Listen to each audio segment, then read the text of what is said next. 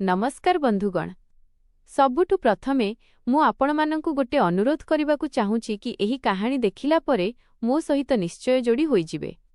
मु एही सबु दृश्य बनैबा पई बहुत परिश्रम करूची आउ एथिरु ही मु मोर घर खर्च चलाए। जिए भी मो सहित जोड़ी हेबे मु भगवानंक पाखरे प्रार्थना करूची कि तांको जीवन बहुत भल धनी आउ खुशी रे भरी जाऊ। दया करी मो सहित जोड़ी होई जांतु। हाय समस्तंकु, मो ना हेउछि प्रिया। बयस ठीक ठाक अछि, 28 वर्ष हेबो। मु विवाहिता थिली हेले एबे विधवा। 5 वर्ष हेइगला मो स्वामी चाली गलेनी। 5 वर्ष हेला मते केही छुई भी नाहंती। मु बहुत एका अनुभव करे कारण मोर भी किछि इच्छा अछि। मु भी जणे नारी। आउ हे जदि आपण माने भी मो सहित कथा हेबाकु चाहुछंती तेबे मु मोर नंबर एही कार्यक्रम रे ही कहिछि। तेणु पूरा कहानी सुनंतु कारण मो नंबर एही कहानी रे अछि। लोक माने कुहंती कि मु एबे भी देखिबाकु बहुत सुंदर, क्षीर भली गोरा रंग, चेहरा सुंदर, आखि बड़ बड़ आउ शरीरर गठन हूँ सेटा भी ठीक ठाक अछि, टिके पूरा भली। गाँरे लोक माने मो पछरे बहुत कथा हुअंती। गाँर सबु लोक बुढ़ा आउ युवक माने मो उपरे फिदा रुहंती। हेले मु एबे जाए काहा उपरे ध्यान देइनी। बास घर, दियर, सासु, ससुर आउ टिके बहुत दैनंदिन जीवन। आजि मु आपणमानंकु निजर गोटे कहानी सुनेइबी जहा मोर आउ मो दियर अर्जुनर अटे। कहानीटी बहुत ही मजादार हेबाकु जाउछि जेउथिरे आपणमानंकु बहुत मजा आसिबो। कहानी आरंभ करूछि, तेणु बास शेष पर्यंत कहानी सुनंतु आउ देखंतु मोर आउ मो दियर अर्जुन भितरे कौन कौन सबु हेला। हाँ, सेही अर्जुन जिए बयसरे मो ठारु 4 वर्ष सान, माने 24 वर्षर। पाठ पढ़ा सारी सहररु फेरिथिला। एबे चासबास आउ टिके छोटमोट काम देखुछि। आरंभरे तो से बास साधारण पिला भली लागुथिला, हेले धीरे धीरे केमिति केजाणी जिनिस बदलिबाकु लागिला। सबुठु प्रथमे मु सेई कथा कहूछि जहा लोकंकु सबुठु अधिक मजा देब। गोटे संध्या बेलर कथा। मु रोसेई घरे छिड़ा होइथिली। अटा चकटुथिली। गरम बहुत हेउथिला। झाଳରେ पूरा भिजी जाइथिली। ब्लाउजर कानी बारंबार खसी जाउथिला। हठात अर्जुन आसिला आउ कहिला, भाउज पानी दरकार थिला। मु बिना देखि कहिली, ठंडा बाक्स रे अछि नै जा। से ठंडा बाक्स आड़कू गला, हेले फेरिला बेले ता नजर मो उपरे अटकी गला। मु देखिली तो से टिके अटकी गला भली लागिला, हेले आखि हटेइला नाही। मु जानिशुणी कानी आउ टिके तळकू खसेई देली जेमिति अजाणतरे खसीगला। तार मुह लाल पड़ीगला। से किछि कहिला नाही, बास पानी नेई चालीगला। रातिरे सोइला बेले मु भाबिली, आरे ये तो सतरे मो आड़कू देखुछि। टिके टिके निया लागिगला कि एहा भितरे। तापरे किछि दिन एमिति बितिला, से मो पाखकू अधिक आसिबाकू लागिला। केबे कहिबो भाउज आजि तरकारी रे लूण कम अछि, केबे भाउज एई रुटी टिके टाण हेई जाइछि। मु हसी करी कहुथिली, अच्छा आगु थरकू तुम हिसाबरे बनेई देबी। धीरे धीरे कथा बढ़िबाकू लागिला। गोटे दिन से मो घर बाहारे छिड़ा होइथिला। मु बाळ सुखाउथिली। कांधरे तौलिया थिला। बाळ खोला थिला। से कहिला, भाउज आपणंक बाळ बहुत लंबा अछि, केते सुंदर लागुछि। मु मुरुकी हसी कहिली, हाँ मो स्वामींकु भी बहुत पसंद थिला। से चुप हेइगला। पुणी कहिला, एबे भी बहुत भल लागुछि भाउज। मु टिके दुष्टामीरे कहिली, अच्छा तेबे रोज देखिनियो। किए मना करुछि। तार मुह पुणी लाल पड़ीगला। मु भितरे भितरे हसुथिली। मते जଣା थिला से कौन भाबुछि। गोटे रातिरे बिजुली पळेइथिला, माने आलुओ बहुत कम थिला। मु साड़ी पिंधिथिली, सेई पातळिया साड़ी जहा देहरे लागि जाए। अर्जुन बाहारे अगणारे बसिथिला। मु पानी नेबाकू गली। जेमिति मु तळकू नेइली, साड़ीर कानी टिके खसीगला। से देखिला। मु देखिली कि तार निश्वास जोररे चालुछि। मु जानिशुणी धीरे धीरे पानी नेली। पुणी उठिली आउ कहिली, अर्जुन रातिरे निद आसुणी कि? से टिके हड़बड़ेई गला, ना भाउज बास एमिति ही। मु हसी करी कहिली, किछि कथा नाही। जदि निद न आसिबो तेबे मो पाखकू चाली आसिबो, कथा हेबा। से देखि रहिगला। मु भितरकू चालीगली। मोर छाती भी धक धक हेउथिला। एबे असली कहानी आरंभ हेउछि। किछि दिन परे गाँरे गोटे बड़ मेला पड़िला। सबु लोक गले। मु भाबिली जिबिनी, हेले सासु बाध्य कले, जा प्रिया टिके मन हालुका हेइजिबो। अर्जुन भी सांगरे जिबो। एका जिबुनी, तेणु आमे 2 जण गलु। मेलारे बहुत भीड़ थिला। राति धदटा जाए आमे बुलुथिलु। गोटे जगारे बहुत भीड़ हेइगला। ଲୋକ ଠେଲାପେଲା କରୁଥିଲେ। ଅର୍ଜୁନ ମୋର ହାତ କଚଟି ଧରି ନେଲା, ଯେମିତି ମୁଁ ଅଲଗା ନ ହେଇଯାଏ। ତାର ହାତ ଗରମ ଥିଲା। ମୁଁ କିଛି କହିଲିନି। ପୁଣି ଧୀରେ ଧୀରେ ସେ ମୋ ଅଣ୍ଟାରେ ହାତ ରଖିଦେଲା, ଯେମିତି ବଞ୍ଚେଇବା ବାହାନାରେ। ମୁଁ ଚୁପ୍ ରହିଲି। ଛାତି ଜୋରରେ ଧକ୍ ଧକ୍ କରୁଥିଲା। ଘର ଫେରିଲା ବେଳେ ରାସ୍ତାରେ ଅନ୍ଧାର ଥିଲା। ସେ କହିଲା, ଭାଉଜ ଡର ତ ଲାଗୁନି? ମୁଁ ଧୀରେ କହିଲି, ତୁମେ ଅଛ ନା ସାଙ୍ଗରେ, ଡର କାହିଁକି ଲାଗିବ? ସେ ଚୁପ୍ ହେଇଗଲା। ଘର ପହଞ୍ଚିଲା ପରେ ମୁଁ କହିଲି, ଧନ୍ୟବାଦ ଅର୍ଜୁନ, ଆଜି ବହୁତ ଭଲ ଲାଗିଲା। ସେ କହିଲା, ଭାଉଜ ମତେ ବି। ଆଉ ପୁଣି ସେ ତାର ଘରକୁ ଚାଲିଗଲା। ମୁଁ ଭାବୁଥିଲି ଏବେ ଇଏ ଆଗକୁ କ'ଣ କରିବ। ତାପରେ କେତେ ସପ୍ତାହ ଏମିତି ବିତିଲା। କଥା ବଢ଼ି ଚାଲିଲା। କେବେ ସେ ମୋ ପାଖରେ ବସି ମୋବାଇଲରେ କିଛି ଦେଖେଇବ, କେବେ ମୁଁ ତାକୁ ଖାଇବାକୁ ଦେବି। ଗୋଟେ ଦିନ ମୁଁ ମଜାରେ କହିଲି, ଅର୍ଜୁନ ତୁ ବାହା କେବେ ହେବୁ? ଏତେ ବଡ଼ ହେଇଗଲୁଣି। ସେ କହିଲା, ଭାଉଜ ଏବେ ବି ମନ ଲାଗୁନି କାହା ପାଖରେ। ମୁଁ ପଚାରିଲି, କାହିଁକି? କେହି ପସନ୍ଦ ଆସୁନାହାନ୍ତି କି? ସେ ମୋ ଆଖିକୁ ଦେଖି କହିଲା, ପସନ୍ଦ ତ ବହୁତ ପୂର୍ବରୁ ଥିଲେ, ହେଲେ ସେ ଆଉ କାହାର ଥିଲେ? ମୋ ଛାତି ଧକ୍ କରି ରହିଗଲା। ମୁଁ ବୁଝିଗଲି ସେ କାହା କଥା କହୁଛି, ହେଲେ ମୁଁ କିଛି କହିଲି ନାହିଁ। ବାସ୍ ହସିଦେଲି ଆଉ ଚାଲିଗଲି। ଏବେ କାହାଣୀରେ ଏକ ନୂଆ ମୋଡ଼ ଆସୁଛି। ଗୋଟେ ଦିନ ସନ୍ଧ୍ୟାବେଳେ ଶାଶୁ ଶ୍ୱଶୁର ବାହାରକୁ ଯାଇଥିଲେ। ଗାଁର କୌଣସି ସମ୍ପର୍କୀୟ ଘରେ। ଘରେ ଖାଲି ମୁଁ ଆଉ ଅର୍ଜୁନ ଥିଲୁ। ମୁଁ ଖାଇବା ବନେଇଲି। ଆମେ ଦୁଇଜଣ ସାଙ୍ଗରେ ବସି ଖାଉଥିଲୁ। ସେ ହଠାତ୍ କହିଲା, ଭାଉଜ ମୁଁ ଆପଣଙ୍କୁ କିଛି କହିବାକୁ ଚାହୁଁଛି। ମୁଁ କହିଲି, କୁହ ନା। ସେ କହିଲା, ଭାଉଜ ମୁଁ ଆପଣଙ୍କୁ ବହୁତ ଚାହେଁ। ମୁଁ ଚୁପ୍ ହେଇଗଲି। ସେ ଆଗକୁ କହିଲା, ମୁଁ ଜାଣିଛି ଇଏ ଭୁଲ। ଆପଣ ମୋର ଭାଉଜ। ହେଲେ ମୁଁ ଦିନ ରାତି ବାସ୍ ଆପଣଙ୍କ ବିଷୟରେ ହିଁ ଭାବୁଛି। ଆପଣଙ୍କ ହସ, ଆପଣଙ୍କ ସ୍ୱର, ଆପଣଙ୍କ ଚାଲିବା, ସବୁ କିଛି। ମୁଁ ଧୀରେ କହିଲି, ଅର୍ଜୁନ ଇଏ ଠିକ୍ ନୁହେଁ। ସେ କହିଲା, ମୁଁ ଜାଣିଛି, ହେଲେ ମୁଁ କ'ଣ କରିବି? ମୁଁ ନିଜକୁ ରୋକିପାରୁନି। ମୁଁ ଆଖି ତଳକୁ କରିଦେଲି। ଛାତି ବହୁତ ଜୋର ଧଡ଼କୁଥିଲା। ପୁଣି ମୁଁ କହିଲି, ଅର୍ଜୁନ ମୁଁ ବି ଏକା ଅଛି ବହୁତ ଦିନ ହେଲା। ହେଲେ ଏହି ସମ୍ପର୍କରେ ଭାଙ୍ଗିବା ସହଜ ନୁହେଁ। ସେ ମୋ ପାଖକୁ ଆସିଲା। ତାର ହାତ ମୋ ହାତ ଉପରେ ରଖିଲା। ମୁଁ ହାତ କାଢ଼ିଲି ନାହିଁ। ଦୁଇଜଣ ଚୁପ୍ ଥିଲୁ। ବାସ୍ ନିଶ୍ୱାସ ଜୋରରେ ଚାଲୁଥିଲା। ପୁଣି ମୁଁ କହିଲି, ଅର୍ଜୁନ ଯଦି ମୁଁ କହିବି କି ମୁଁ ବି ତୁମକୁ ପସନ୍ଦ କରେ? ତାର ଆଖି ଚମକିଗଲା। ସେ କହିଲା, ସତରେ ଭାଉଜ? ମୁଁ ଧୀରେ ମୁଣ୍ଡ ହଲେଇଲି। ହେଲେ ସେତିକିବେଳେ ମୁଁ କହିଲି, କିନ୍ତୁ ଆମେ ଏମିତି କିଛି କରିବା ନାହିଁ ଯାହା ଭୁଲ ହେବ। ବୁଝିଲ? ସେ କହିଲା, ଭାଉଜ ମୁଁ ବାସ୍ ଆପଣଙ୍କ ସାଥ ଚାହୁଁଛି, ଆପଣଙ୍କ ଖୁସି।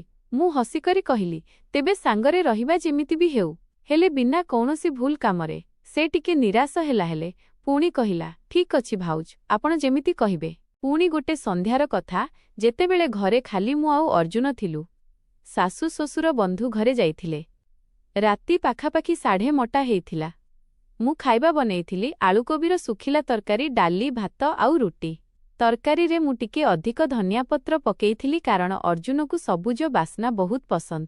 ଆମେ ଦୁଇଜଣ ଛୋଟ ଖଟିଆରେ ବସି ଖାଉଥିଲୁ, କାରଣ ଖାଇବା ମେଜରେ ତ ଶାଶୁ ବସନ୍ତି। ସେ ନଥିଲେ ବୋଲି ଆମେ ଭାବିଲୁ ଏମିତି ଆରାମରେ ଖାଇନେବା। ଖାଉ ଖାଉ ଅର୍ଜୁନ ହଠାତ୍ କହିଲା, ଭାଉଜ ଆଜି ଆପଣଙ୍କ ହାତରନ୍ଧା ତରକାରୀରେ କିଛି ଅଲଗା ସ୍ୱାଦ ଅଛି। ମୁଁ ଅଳ୍ପ ହସି ପଚାରିଲି, ଆଚ୍ଛା କ'ଣ ଏମିତି ଲାଗିଲା? ସେ ଟିକେ ଶରମେଇ ଗଲା ଆଉ କହିଲା, କେଜାଣି, ଯେମିତି କିଏ ବହୁତ ପ୍ୟାରରେ ବନେଇଛି। ମୁଁ ହସିଦେଲି, ଆରେ ପ୍ୟାରରେ ତ ସବୁଦିନ ବନାଏ। ବାସ୍ ଆଜି ତୁମ ପାଇଁ ଟିକେ ଅଧିକ ଧ୍ୟାନ ଦେଇଛି। ସେ ମୋ ଆଡ଼କୁ ଦେଖିବାକୁ ଲାଗିଲା। ତାର ଆଖିରେ ଏମିତି କିଛି ଥିଲା, ଯେମିତି ସେ ମୋ ଚେହେରାକୁ ପୂରା ପଢ଼ିବାକୁ ଚାହୁଁଛି। ମୁଁ ନଜର ମିଶେଇଲି ଆଉ ପୁଣି ଝଟ୍କରି ତଳକୁ ଦେଖିଦେଲି। ଛାତିର ଧଡ଼କନ ତେଜ ହେଇଯାଇଥିଲା। ଖାଇବା ସରିଲା ପରେ ମୁଁ ବାସନ ମାଜୁଥିଲି। ସେ ମୋ ପଛେ ପଛେ ରୋଷେଇ ଘର ଯାଏଁ ଆସିଗଲା। ଛିଡ଼ା ହୋଇ ଦେଖିବାକୁ ଲାଗିଲା। ମୁଁ କହିଲି, କ'ଣ ଦେଖୁଛ? ଯାଅ ନା ନିଜ କାମ କର। ସେ ହସିଲା ଆଉ କହିଲା, ଭାଉଜ ଆପଣ ବାସନ ମାଜିଲା ବେଳେ ବି କେତେ ସୁନ୍ଦର ଲାଗୁଛନ୍ତି। ମୁଁ ଟିକେ ଚମକି ପଡ଼ିଲି। ପାଣିର ଛିଟା ମୋ ବ୍ଲାଉଜରେ ଲାଗିଲା। କାନି ଓଦା ହୋଇ ଦେହରେ ଲାଗି ଯାଇଥିଲା। ମୁଁ ଜାଣିଶୁଣି ଆଉ ଟିକେ ନଇଁକରି ବାସନ ଘଷିଲି ଯେମିତି ସେ ଆଉ ଦେଖିବ। ପୁଣି ଧୀରେ କହିଲି, ଆଚ୍ଛା ଜି, ତେବେ କ'ଣ କରିବି? କାନି ବି କାଢ଼ିଦେବି? ସେ ହଡ଼ବଡ଼େଇ ଗଲା। ନା ନା ଭାଉଜ ଏମିତି କୁହନି। ମୁଁ ହସିକରି କହିଲି, ଆରେ ମଜାକ କରୁଛି। ଏତେ ବ୍ୟସ୍ତ କାହିଁକି ହେଉଛ? ହେଲେ ତାର ମୁହଁର ସେହି ଲାଲ ରଙ୍ଗ, ସେହି ନଜର, ଯାହା ବାରମ୍ବାର ମୋ ବେକ, ମୋ ଅଣ୍ଟା, ମୋ ହାତକୁ ଯାଉଥିଲା, ସେ ସବୁ କହିଦେଉଥିଲା କି ତାର ମନ କେଉଁଠି ଅଛି। ବାସନ ମାଜି ମୁଁ ବାହାରକୁ ଆସିଲି। ରାତି ସମୟ ଥିଲା। ଜହ୍ନ ପୂରା ଥିଲା। ଅଗଣାରେ ଥଣ୍ଡା ପବନ ବହୁଥିଲା। ମୁଁ ଖଟିଆରେ ଶୋଇଲା ବେଳେ କହିଲି, ଅର୍ଜୁନ ଟିକେ ସମୟ ବାହାରେ ବସିବା। ବହୁତ ଦିନ ହେଲା ଜହ୍ନ ଦେଖିନି। ସେ ତୁରନ୍ତ ହଁରେ ମୁଣ୍ଡ ଟୁଙ୍ଗାରିଲା। ଆମେ ଦୁଇଜଣ ଅଗଣାରେ ବସିଲୁ। ମୁଁ ଶାଢ଼ୀର କାନି କାନ୍ଧରେ ଠିକ୍ କଲି। ହେଲେ ସେ ଟିକେ ଖସୁଥିଲା। ଅର୍ଜୁନ ପାଖରେ ବସିଥିଲା। ଏତେ ପାଖରେ କି ତାର ନିଶ୍ୱାସ ମୋତେ ଅନୁଭବ ହେଉଥିଲା। କିଛି ସମୟ ଚୁପଚାପ ବସି ରହିଲୁ। ପୁଣି ଅର୍ଜୁନ ଧୀରେ କହିଲା, ଭାଉଜ, ମୁଁ ଗୋଟେ ସତ କଥା କହିବି। ମୁଁ କହିଲି, କୁହନା। ସେ ଟିକେ ରହିଗଲା, ପୁଣି କହିଲା, ଭାଉଜ, ଯେବେଠାରୁ ଭାଇ ଚାଲି ଯାଇଛନ୍ତି ମୁଁ ଦିନ ରାତି ଖାଲି ଆପଣଙ୍କ ବିଷୟରେ ଭାବୁଛି। ଆପଣଙ୍କ ସବୁ ଛୋଟ ଛୋଟ କଥା, ଆପଣ ଯେବେ ହସନ୍ତି, ଯେବେ ରାଗନ୍ତି, ଯେବେ ରୋଷେଇ ଘରେ କାମ କରନ୍ତି, ସବୁ କିଛି। ମତେ ଲାଗିଲା ମୁଁ ପାଗଳ ହେଇଯାଇଛି। ମୁଁ ଚୁପ୍ ରହିଲି। ମୋ ଗଳା ଶୁଖି ଯାଉଥିଲା। ପୁଣି ମୁଁ ଧୀରେ କହିଲି, ଅର୍ଜୁନ, ମୁଁ ବି ଏକା। ବହୁତ ଏକା। କେବେ କେବେ ରାତିରେ ନିଦ ଆସେନି। ଭାବେ କି କିଏ ଥାନ୍ତା ଯେ ମୋ ପାଖରେ ବସନ୍ତା, ମୋ କଥା ଶୁଣନ୍ତା। ହେଲେ ଇଏ ଯାହା ତୁମେ କହୁଛ, ଇଏ ବହୁତ ଭାରି କଥା। ସେ ମୋ ଆଡ଼କୁ ବୁଲି ପଡ଼ିଲା। ତାର ହାତ ମୋ ହାତ ପାଖରେ ଥିଲା। ସେ ସାହସ କରି ମୋ ଆଙ୍ଗୁଠିକୁ ଛୁଇଁଲା। ମୁଁ ହାତ କାଢ଼ିଲିନି, ବାସ୍ ଟିକେ ଜୋରରେ ଧରିନେଲି। ବହୁତ ସମୟ ଯାଏ ଆମେ ଏମିତି ବସି ରହିଲୁ।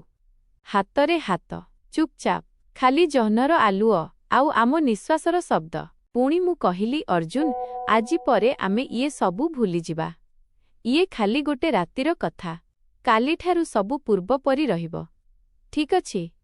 ସେଇ ଟିକେ ଦୁଃଖୀ ହେଲା। ହେଲେ ମୁଣ୍ଡ ହଲେଇ ଦେଲା।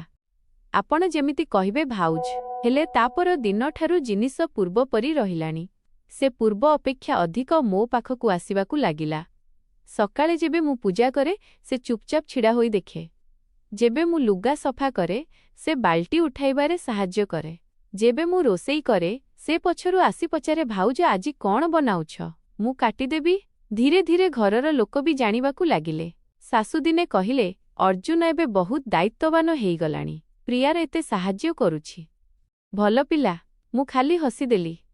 ହେଲେ ଭିତରୁ କିଛି ଡର ବି ଲାଗୁଥିଲା। ପୁଣି ଗୋଟେ ଦିନ କଥା ଆଉ ଆଗକୁ ଗଲା। ମୋର ଜନ୍ମଦିନ ଥିଲା। କାହାକୁ ମନେ ନଥିଲା। କେବଳ ଅର୍ଜୁନକୁ ମନେ ଥିଲା। ସେ ସକାଳୁ ସକାଳୁ ଗୋଟେ ଛୋଟ ଜନ୍ମଦିନ ପିଠା ଆଣି ରଖିଲା। ବାହାରୁ ନୁହେଁ, ଘରେ ହିଁ କାହାଦ୍ୱାରା ବନେଇଥିଲା। ଆଉ ଗୋଟେ ଛୋଟ ଚୁଡ଼ି ଆଣିଥିଲା, ନାଲି ରଙ୍ଗର। ମୁଁ କହିଲି, ଇଏ ସବୁ କେଉଁଠୁ? ସେ କହିଲା, ଭାଉଜ, ଆପଣଙ୍କ ଖୁସି ପାଇଁ। ଆପଣଙ୍କୁ ଜନ୍ମଦିନର ଶୁଭେଚ୍ଛା। ମୁଁ ପିଠା କାଟିଲି। ସେ ମତେ ଖୁଆଇଲା। ତାର ଆଙ୍ଗୁଠି ମୋ ଓଠରେ ଲାଗିଗଲା। ଗୋଟେ ମୁହୂର୍ତ୍ତ ପାଇଁ ସମୟ ଅଟକିଗଲା। ଆମେ ଦୁଇଜଣ ପରସ୍ପରର ଆଖିକୁ ଦେଖି ରହିଲୁ। ପୁଣି ମୁଁ ଧୀରେ କହିଲି, ଅର୍ଜୁନ, ଇଏ ବହୁତ ବିପଦପୂର୍ଣ୍ଣ ଖେଳ। ଆମ ଦୁଇଜଣଙ୍କୁ ବହୁତ ଶୀଘ୍ର ବୁଝିବାକୁ ହେବ କି ଆମକୁ ଅଟକିବାର ଅଛି। ସେ କହିଲା, ଭାଉଜ, ମୁଁ ଅଟକି ପାରିବି। ବାସ୍ ଆପଣ କହିଦିଅନ୍ତୁ। ହେଲେ ଯଦି ଆପଣ ବି ମୋ ବିଷୟରେ ଟିକେ ବି ଭାବୁଛନ୍ତି, ତେବେ ମତେ କୁହନ୍ତୁ। ମୁଁ ସାରା ଜୀବନ ଅପେକ୍ଷା କରିନେବି। ସେଦିନ ମୁଁ କିଛି କହିଲି ନାହିଁ। ବାସ୍ ଚୁପଚାପ ରୁମକୁ ଚାଲିଗଲି। ରାତିରେ ବହୁତ କାନ୍ଦିଲି। ଭାବୁଥିଲି କି ଇଏ ସବୁ ଠିକ୍ ନା ଭୁଲ। ପୁଣି ଧୀରେ ଧୀରେ ମୁଁ ନିଷ୍ପତ୍ତି ନେଲି। ମୁଁ ଅର୍ଜୁନକୁ ଡାକିଲି। କହିଲି, ଅର୍ଜୁନ, ମୁଁ ତୋର ବାହାଘର କରେଇବି। ତୋତେ ଗୋଟେ ଭଲ ବୋହୂ ଆଣିବାକୁ ହେବ। ମୁଁ ତୋର ଭାଉଜ ହେଇ ରହିବି। ତୋର ମା ପରି ଭଉଣୀ ହେଇ ରହିବି। ହେଲେ ଇଏ ଆଗକୁ ଯିବନି। ଇଏ ଆମର ସମ୍ପର୍କ ପବିତ୍ର ରହିବ। ସେ କାନ୍ଦି ପକେଇଲା। ବହୁତ କାନ୍ଦିଲା। ପୁଣି କହିଲା, ଭାଉଜ, ତୁମେ ମୋ ଜୀବନ ବଞ୍ଚେଇ ଦେଲ। ମୁଁ କଥା ଦେଉଛି, ମୁଁ କେବେ ତୁମ ଇଜ୍ଜତରେ ଆଞ୍ଚ ଆସିବାକୁ ଦେବିନି। ଆଉ ପୁଣି ଆମେ ସତରେ ଗୋଟେ ନୂଆ ଆରମ୍ଭ କଲୁ। ମୁଁ ମୋର ଦୂର ସମ୍ପର୍କୀୟର ଝିଅର କଥା ପକେଇଲି। ଝିଅ ନାଁ ଥିଲା ସୃଷ୍ଟି। ବହୁତ ଭଲ, ପାଠୁଆ, ନରମ ସ୍ୱଭାବର। ଅର୍ଜୁନ ପ୍ରଥମେ ବହୁତ ମନା କଲା। ହେଲେ ମୁଁ ବୁଝେଇଲି। ଧୀରେ ଧୀରେ ସେ ମାନିଗଲା। ବାହାଘର ପ୍ରସ୍ତୁତି ଆରମ୍ଭ ହେଲା। ମୁଁ ନିଜେ ତା ପାଇଁ ଶେରୱାନୀ ବାଛିଲି, ଜୋତା ଦେଖିଲି, ନିର୍ବନ୍ଧ ଜିନିଷ ଦେଖିଲି, ଯେମିତି ଗୋଟେ ମା କରେ। ହେଲେ ଭିତରୁ ଗୋଟେ ଛୋଟ କଷ୍ଟ ଥିଲା, ଯାହା ମୁଁ କାହାକୁ କହିଲିନି। ବାହାଘର ଦିନ ଅର୍ଜୁନ ବର ବେଶରେ ବହୁତ ସୁନ୍ଦର ଲାଗୁଥିଲା। ମୁଁ ତାକୁ ତିଳକ ଲଗେଇଲି। ତାର ମୁଣ୍ଡରେ ହାତ ରଖି କହିଲି, ସବୁବେଳେ ଖୁସିରେ ରହିବୁ ବେଟା। ତୋର ଖୁସିରେ ହିଁ ମୋ ଖୁସି। ସେ ମୋ ଆଖିକୁ ଦେଖି କହିଲା, ଭାଉଜ, ତୁମେ ମୋର ସବୁଠୁ ବଡ଼ ଶକ୍ତି। ତୁମେ ମତେ ଶିଖେଇଛ କି ପ୍ରକୃତ ପ୍ରେମ କ'ଣ। ମୁଁ ତୁମକୁ କେବେ ଭୁଲିବିନି। ଆଉ ଆଜି ସେ ତାର ସ୍ତ୍ରୀ ସହିତ ଖୁସିରେ ଅଛି। ମୁଁ ଘରେ ସେହି ପୁରୁଣା ପ୍ରିୟା ହେଇଅଛି। ଶାଶୁର ବୋହୂ, ଦିଅରର ଭାଉଜ, ପରିବାରର ଇଜ୍ଜତ। ହେଲେ କେବେ କେବେ ରାତିରେ ଯେବେ ଜହ୍ନ ବାହାରେ, ମୁଁ ଅଗଣାରେ ବସିଯାଏ। ଆଉ ଭାବେ କି ସେହି ରାତି, ସେହି କଥା, ସେହି ହାତର ସ୍ପର୍ଶ ସବୁ ବାସ୍ ଗୋଟେ ସପ୍ନା ଥିଲା। ଗୋଟେ ବହୁତ ସୁନ୍ଦର ସପ୍ନା, ଯାହା କେବେ ସତ ହେଲାନି।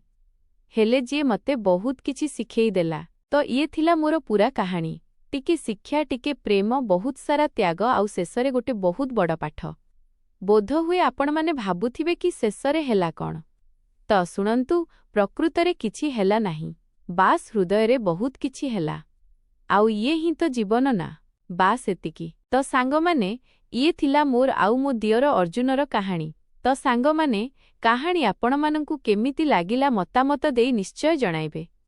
ଆଉ ଯଦି ଆପଣ ଏହି ଜାଗାରେ ପ୍ରଥମ ଥର ଆସିଛନ୍ତି, ତାହେଲେ ମୋ ସହିତ ଯୋଡ଼ି ହୋଇ ନିଜର ଭଲପାଇବା ନିଶ୍ଚୟ ଦେଖେଇବେ। ପୁଣି ଦେଖାହେବ ଆଉ ଗୋଟେ ନୂଆ କାହାଣୀ ସହିତ। ସେତେବେଳ ଯାଏଁ ବିଦାୟ।